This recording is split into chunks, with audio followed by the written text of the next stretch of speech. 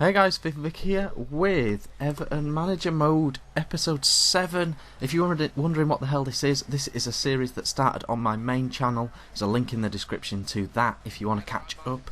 But for all you guys moving from my main channel to this channel, welcome and thank you so much for continuing to follow this series even though it has moved channel.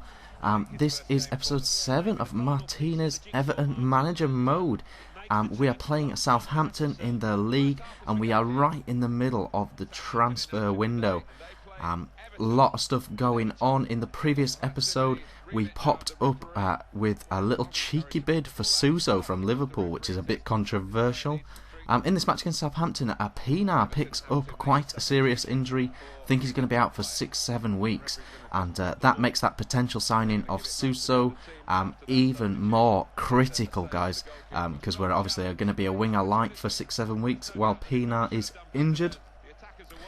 In this game, to be honest, we played some lovely stuff. We dominated at times, but Dermaz, the free signing that we picked up at the start of the season, comes good on that left hand side, coming on for Pina, so that turned out to be an inspired injury by Pina. Very good tactical injury to come off and let Dermaz on and take that goal.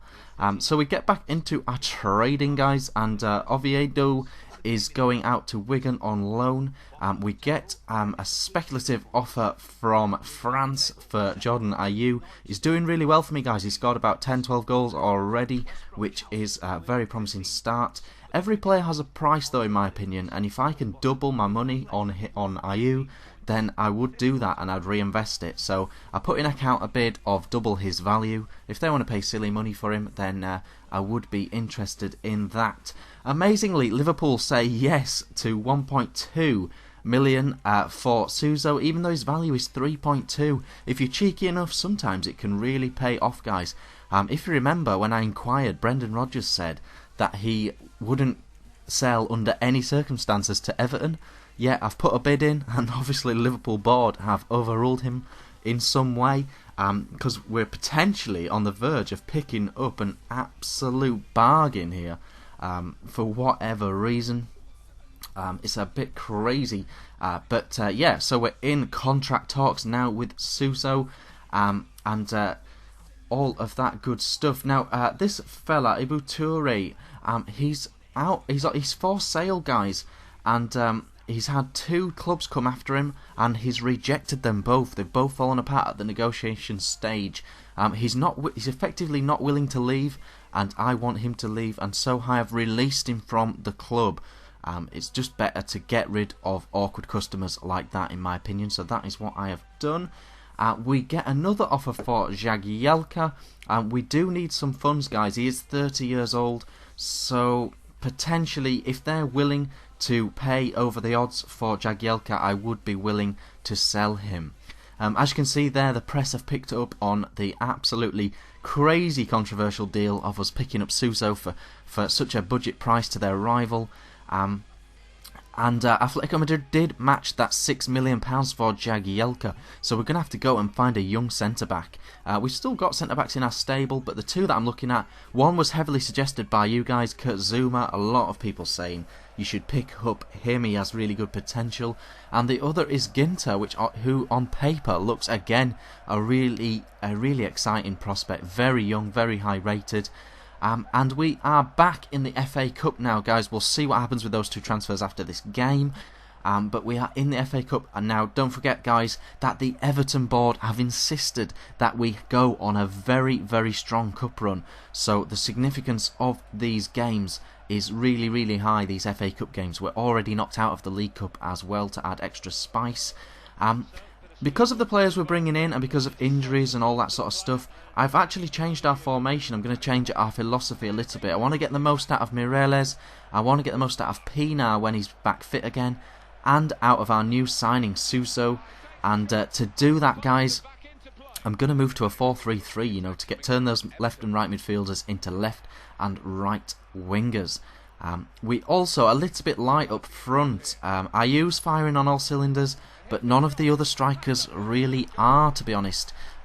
Ezekiel, the player that we signed at the same time as Ayew, he hasn't quite clicked for me yet.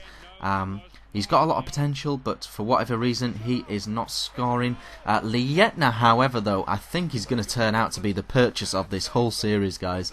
Lietna looks an absolute dream, and he's growing really fast for me. And a quality goal seals our place in the next round of the FA Cup there. I've had a little look at the free transfers the free agents, as I always do. And this guy stood out a little bit, still very young and quite high rated as well. So just going to put in a tentative bid for him in case the other centre-backs that I have bid on don't quite come off. You never know what is exactly going to happen with that. Both of the two guys that went after Ginter and Zuma, the clubs both came back and had a value of around £4 million. Now, you shouldn't always pay too much attention to that. But I'm going to go again with both of those two guys and try and pick up one of them for 4 million around. We are on transfer deadline day, guys, as you can see in that screen. And as you can see from our inbox, we have one transfer rejected there. That was Zuma. They wanted too much for him, in my opinion. And Ginter, they were happy with that 4 million offer. So we're going to try and sign Ginter on transfer deadline day. I'm just going to try and better his contract that he's got now. He's going to get a lot more game time with us, I would imagine, because we see the potential in him that perhaps his club does not see. And as you can see, he accepts that contract offer and we bring him to the club, which means I will not pick up that free agent. Raul Morales suddenly popped up on transfer deadline day as a free agent. I always just give it one last check. Now, he's worth £5 million, £5.5 million. He's really high rated, he's a very good player, and so to pick him up for free, effectively, just for the price of his wages, seems like a deal I cannot refuse. Let me know in the comments if you would have done that with Raul Morales, if you would have gone after him. I think it'd be a massive signing for us, and for Everton, if it comes off. And if it doesn't come off, I can always just sell him for 5 million and make 5 million off him, easy as you like, you know, so... as you can see, we are accepting that transfer. We're also sending another young guy out on loan. And that's the end of this episode, guys. I've been FIFA Vic. Bye!